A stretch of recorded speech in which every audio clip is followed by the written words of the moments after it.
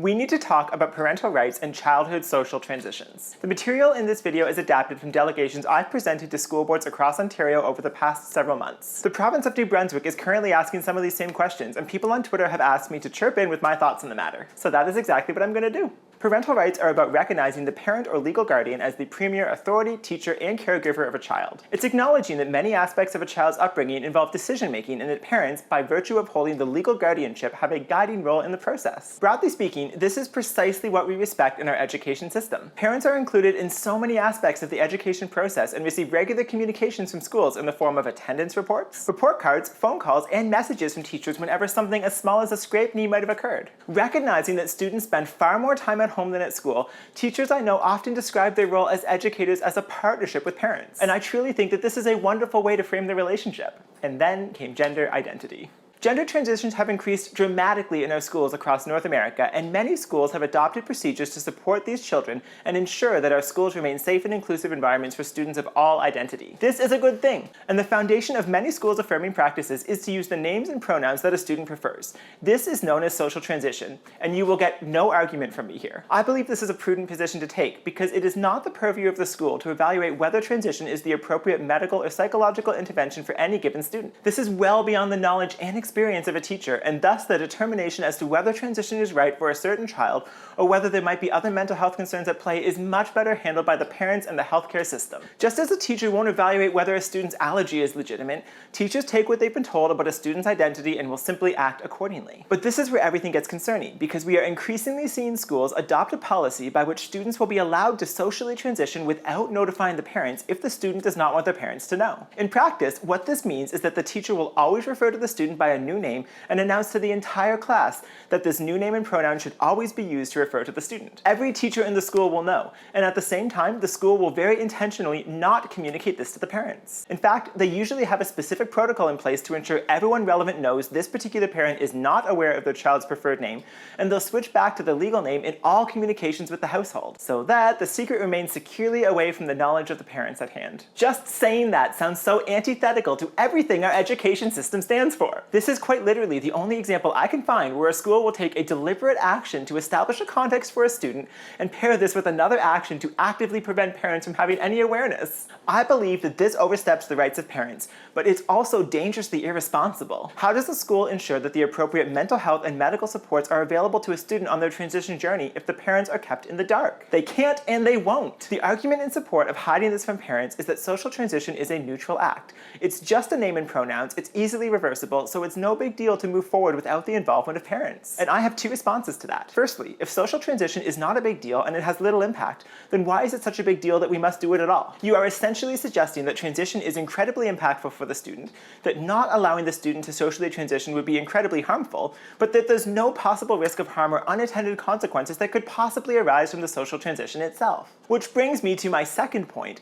I went through a social transition prior to my medical transition, and I can personally attest that it is a big deal to take these steps, that they're not neutral acts, and that backing it out is not as trivial as these policies might pretend that it is. For those of you who were once children, you'll remember the quest for belonging that encompasses childhood. Identity is core to young and old alike, and for a child, conceptualization of identity is especially unstable. Children find identity in their friendships, hobbies and interests, life, successes, religion, personal characteristics, and more. Do we not each remember our search to find unique place within our childhood context? It's so easy to create an image in our mind of a child who adopts a cross-gender identity. Many of us might picture a little boy or girl who has never fit in with the stereotypes of their assigned gender. We might imagine a child who excels dramatically once they are affirmed as their preferred gender and suddenly makes an 180-degree turn from their previous unworkable life. Is that what you picture?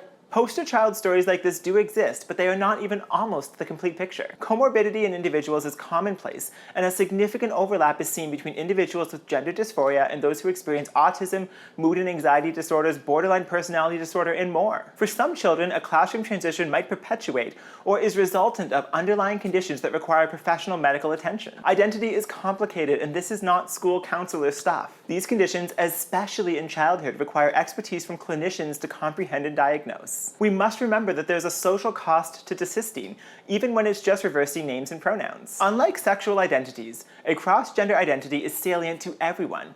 Every teacher you have, every student you interact with, they all know about your gender identity. It's something you literally wear on your face. Backing this identity out once you've formed friendships, social standing, and your social positioning through it is not nearly as trivial as it may sound. And there can be a lot of momentum to keep moving forward. It's the same momentum that allows each of us to maintain stable cultural, religious, or interest-based identities once we cultivate them. And it's the reason why these identities, once adopted, have a habit of both sticking around and even growing deeper as we get older. Now, I'll remind you here that I think social transitions do have a place, but I'm arguing that they are not a neutral act. There are risks and there are certainly implications, so it's probably not something we should be walking into without the appropriate support for the child. And clearly it's not within the school's expertise to vet when and how this should happen. This is why we have a healthcare system. And this is why we have parents. Mental health and psychiatric supports are effective at helping sort through these complex feelings and emotion. But that can only happen when the medical community is involved throughout the process and the connection between the school and the healthcare system is the family. Do you see why I'm a little bit concerned about these policies now? And I do truly understand the motivation here. I was a child when I came to understand myself as transgender. I was deeply ashamed and embarrassed, and I didn't want my parents to find out at any cost. I went to unbelievable lengths to ensure everything related to my identity was kept entirely out of reach from my parents. But do you know what else was also true? My parents were kind and loving individuals. They would not have approved of my transgender identity just as they do not approve of it today. But I would not have been in danger. Having my parents find out would have been the best outcome for me and for them. By hiding this from my family, I lived a double life and refined the art of lying to them about the core of who I was and how I saw myself in the world. In turn, my parents were deprived of the opportunity to know the person who I felt I was. And this is what is being entirely ignored in schools. When you transition in only a portion of your life, you are naturally going to invest more and feel more closely tied to those relationships where you are receiving affirmation. And at the same time, resentment and detachment will almost invariably form within those relationships where you do not feel you can be yourself. The dissonance between these competing social circles, the one where you're affirmed and the one where you are not, can bring even more intense dysphoria and can certainly damage relationships. For individuals with non-affirming families, this will unfortunately be their experience.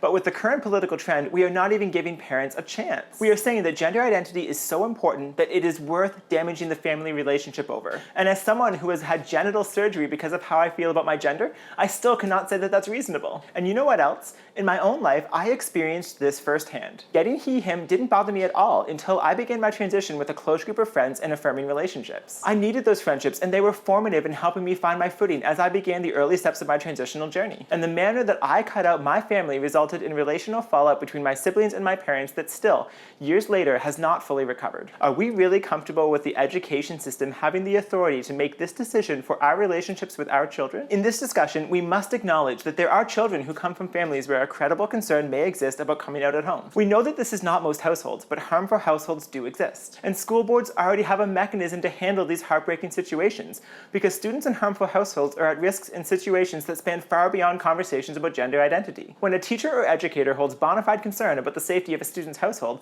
schools direct this to the attention of Children's Aid Services. And this is prudent, because CAS can actually do something to support these families in a way that the school cannot. That is their job, and they are good at it, and they have the power to access the household, the parents, and the medical records. They can support these families in ways that our educators could never hope to achieve. This argument is so frustrating, because you could use it to justify restricting literally anything from a parent. You do realize that some kids might be in harm's way from a violent parent if they were to get a bad grade on a report card, right? But no one has proposed that we stop sharing students' marks with their parents out of a generalized fear that a parent might be harmful. On all other matters, we presume that a household is loving and stable unless we have reason to believe otherwise. We call parents when a child misbehaves in class. We partner with parents when a student is falling behind in their studies. I need to provide written consent to have my child's photo taken at school, to allow her to attend a dance, or even for my high school-aged child to go on a supervised walk across the street for a field trip. But I will, by willful intent of my school, be kept in the dark if my child expresses a desire to proceed down a path of hormonal and surgical intervention.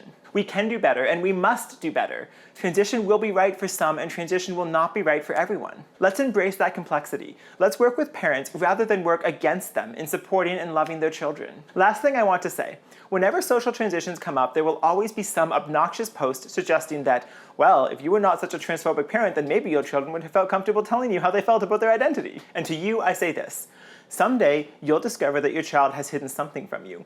It might be something small and it might be something big. That's something children do as part of growing up. And if you're going to jump to the conclusion that the only reason a child would possibly hold this from their parent is because of the parent's deficiencies, then I hope you're consistent and use the same principle upon yourself each and every time your child keeps something from you as well. Alternatively, we could accept that there's a whole bunch of reasons why children might find this conversation uncomfortable, and that in most cases, teachers supporting the children in figuring out how to have this conversation with their parents may lead to beautiful opportunities to foster relationships between parents and children.